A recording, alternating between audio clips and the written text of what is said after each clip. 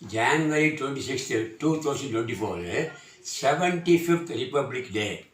இதுக்கு chief guest யாருன்னா French president Emmanuel Macron. இந்த ரிப்பப்ளிக் டேக்கு வந்து 2 தீம் வச்சுருக்காங்க.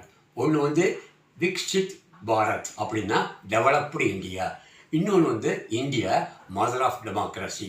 இதுதான் தீம்ஸ் ஆஃப் 75th ரிப்பப்ளிக் டே. இந்த ரிப்பப்ளிக் டேக்கு வந்து விமன் சென்ட்ரிக் அப்படின்றாங்க.